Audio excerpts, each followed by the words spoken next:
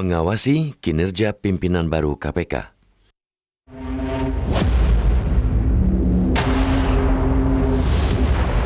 Untuk menjabat pimpinan Ketua Komisi Pemberantasan Korupsi masa bakti 2019-2023 sebagai ketua, yang pertama adalah Saudara Firly Bahuri Dr. Andes MSI.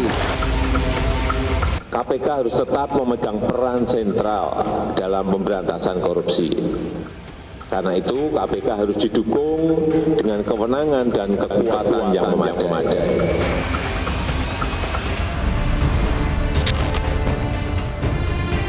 Pro dan kontra yang menyertai pemilihan 5 pemimpin Komisi Pemberantasan Korupsi atau KPK mestinya dianggap sebagai sebuah kewajaran.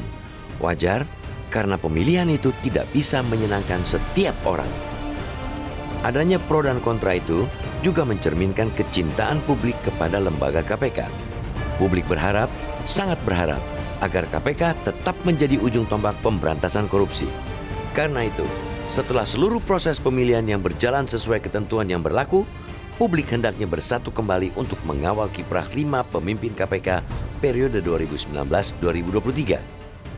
Mereka yang terpilih ialah Nawawi Pomolango, Lili Pintauli Siregar, Nurul Gufron, Alexander Marwata, dan Irjen Firly Bahuri sebagai Ketua KPK. Dukungan dan penolakan terhadap pemimpin KPK terpilih mulai tingkat wacana sampai aksi. Bahkan, ada komisioner yang langsung mengundurkan diri dari jabatannya. Pengunduran diri itu tentu saja hak pribadi setiap orang yang mesti dihormati. Elok nian jika pro dan kontra terkait dengan calon pimpinan KPK diakhiri. Terpilihnya 5 pimpinan itu merupakan lembaran baru bagi KPK yang diharapkan dapat memperkuat kerja pemberantasan korupsi di Indonesia. Tugas publik selanjutnya ialah mengawas dan mengawal kiprah mereka agar tetap tegak lurus dalam memberantas korupsi. Kontroversi pemilihan itu mestinya bisa menjadi pecut bagi pimpinan KPK untuk membuktikan kinerja mereka. Berilah kesempatan kepada mereka untuk dapat bekerja. Memvonis ke-5 komisioner KPK sebelum bekerja sama saja mematikan KPK. 5 pimpinan terpilih ini harus bisa menjawab tantangan pesimisme publik dengan meningkatkan sinergi antara aparat penegak hukum lainnya seperti kejaksaan dan kepolisian. Juga penting untuk menjalankan strategi pencegahan korupsi ke depan. Pimpinan KPK yang baru menjalin sinergi dengan pemerintah di pusat sampai daerah untuk mencegah adanya praktek-praktek korupsi di lembaga-lembaga pemerintahan. Publik berharap agar 5 pimpinan KPK terpilih itu dapat mengedepankan pemberantasan korupsi melalui pencegahan dengan prinsip keadilan dan taat pada mekanisme hukum. Tidak boleh ada lagi penetapan tersangka secara tergesa-gesa tanpa melalui bukti-bukti yang kuat. Tidak boleh ada lagi mekanisme penyadapan yang ditujukan karena intervensi kepentingan pihak-pihak tertentu. Tidak boleh lagi ada kasus-kasus penetapan tersangka bertahun-tahun tanpa ada sebuah kejelasan terhadap mekanisme hukumnya. Indonesia Corruption Watch pernah mencatat ada 18 kasus yang belum ditindaklanjuti KPK. Masih ada sederet permasalahan internal terkait dengan isu pengelompokan di dalam KPK yang mesti dituntaskan. Ada yang menyebut persoalan menyangkut nilai-nilai ideologis. Disebutkan bahwa ada kelompok tertentu yang sangat dominan, bahkan punya pengaruh yang kuat terhadap pimpinan KPK. Pimpinan KPK yang terpilih harus bisa kembali mengambil kontrol kemudi. Tidak kalah pentingnya ialah membenahi secara menyeluruh tata kelola sistem pemberantasan korupsi lewat perubahan Undang-Undang KPK yang sedang digodok di DPR. Sempurnakan prosedur operasional standar penanganan kasus di KPK.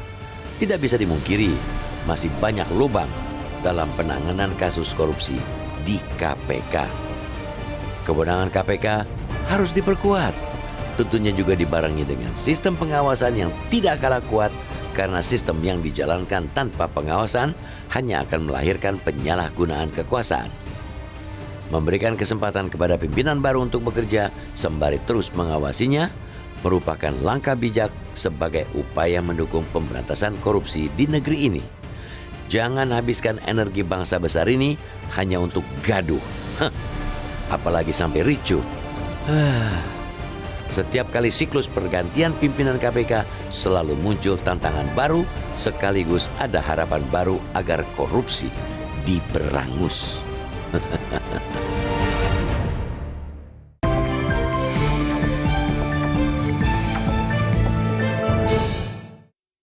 Ya pemirsa, sembari kami menunggu partisipasi Anda di 0215839900, kita akan bahas dulu editorial pada pagi hari ini, Bang Kohar. Ya. Ini kan pro dan kontra, ini sesuatu yang tidak bisa kita cegah. Tetapi tadi dibilang di tayangan sebelumnya adalah wajar kalau ada pro dan kontra. Sebenarnya bagaimana menanggapi pro dan kontra ini?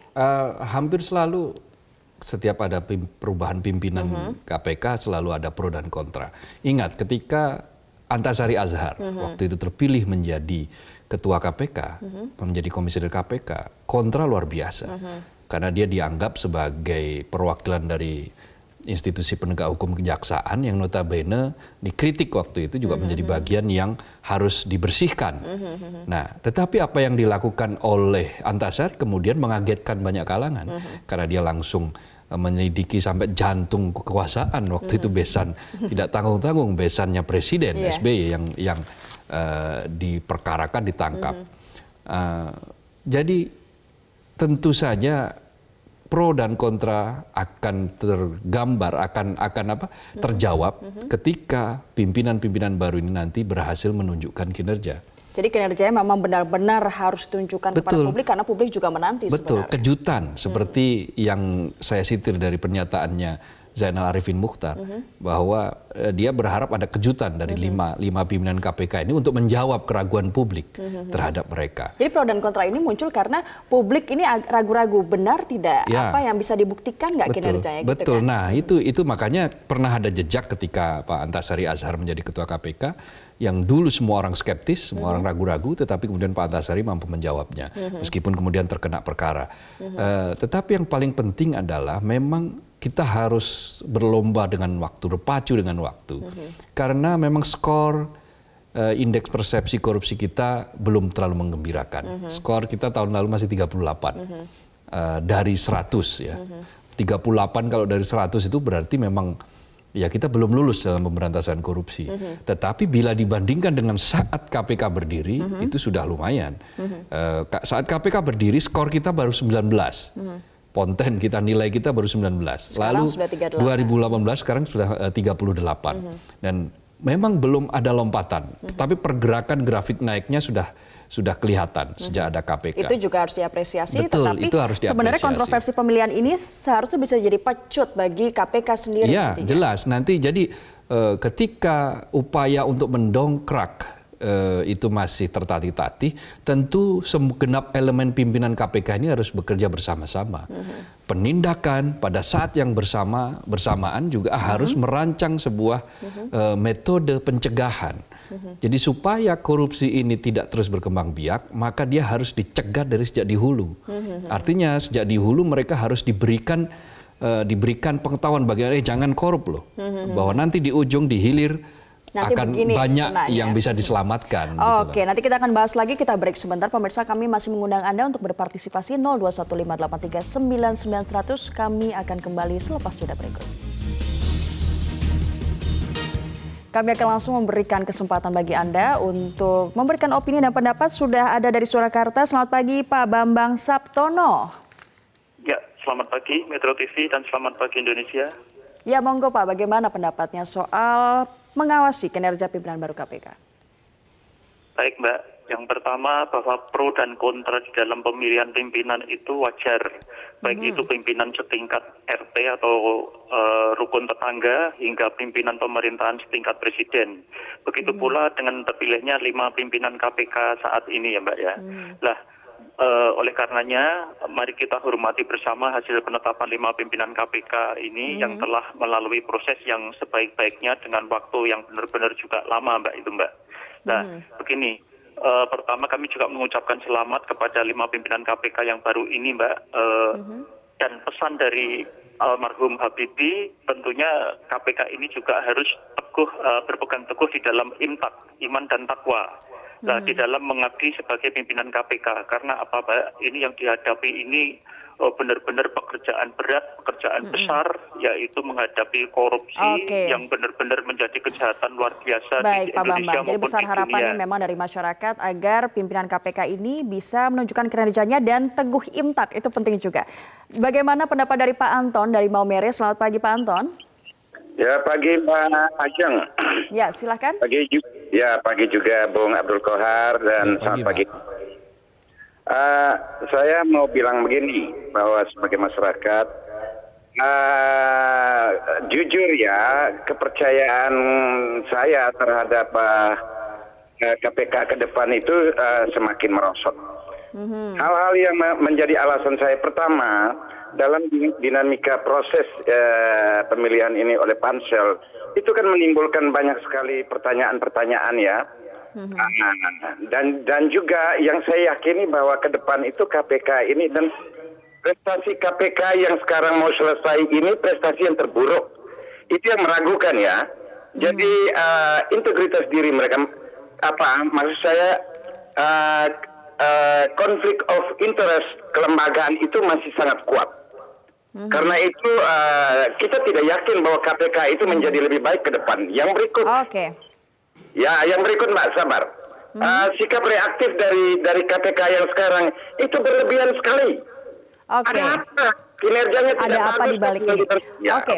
Siap. Terima kasih Pak Anton dari Maumere telah mengungkapkan pendapatnya. Ini ada pro dan kontra. Menarik kedua-duanya punya pendapat masing-masing. Kalau dari Bang Kohar gimana? Ya, jadi itu wajar. Jadi masyarakat, saking cintanya masyarakat terhadap lembaga KPK, saking inginnya masyarakat melihat Indonesia ini segera bersih dengan indeks persepsi yang tinggi, dengan poin yang tinggi, maka harapan, ekspektasi mereka sangat tinggi. Karena itu kepada 5 pimpinan baru ini diharapkan agar mereka betul-betul bisa menjawab ekspektasi dari publik itu. Jangan juga kemudian menjadikan lembaga yang KPK yang independen ini kemudian diubah formatnya seperti seolah-olah menjadi manajemen by resolution gitu kan. Seperti kayak menuntut, kalau saya tidak suka dengan si A, saya akan menuntut agar si A ini jangan sampai masuk. Tidak bisa seperti itu. Yang bisa saya serap dari Pak Anton ini, pembenahan secara menyeluruh tata kelola sistem ini juga sangat penting. Betul, sebenarnya. tata kelola secara sistem itu dilakukan, di antara mereka harus betul-betul transparan, sehingga proses pemberantasan korupsi ini tidak ada upaya saling curiga di antara satu dengan yang lain. Pokok persoalan yang sekarang ini menjadi penyakit di Republik ini adalah munculnya distrust. Itu yang mestinya ya kita sesama bangsa, kita saling percayalah. Saling percaya, setelah itu kemudian kita bersama-sama, ayo, apa yang belum baik ini kita perbaiki, apa yang masih menjadi kekurangan selama ini dalam pemberantasan korupsi, kita perbaiki semuanya. Oke, baik. Jangan meletakkan prasangka dulu sebelum melihat proses itu berjalan. Itu poin penting. Terima kasih Bang Abdul Qohar telah berbagi pandangannya mengenai hal ini. Tentu saja kita berharap ke depannya bagaimana kinerja KPK kita lihat bersama dan kita awasi. Ya, pemirsa, memberikan kesempatan kepada pimpinan baru untuk bekerja sembari terus mengawasinya merupakan langkah yang bijak sebagai upaya mendukung pemberantasan korupsi di negeri ini. Jangan habiskan energi bangsa besar ini hanya untuk gaduh, apalagi sampai ricuh. Saya Ajeng Kamarati, terima kasih dan selamat pagi.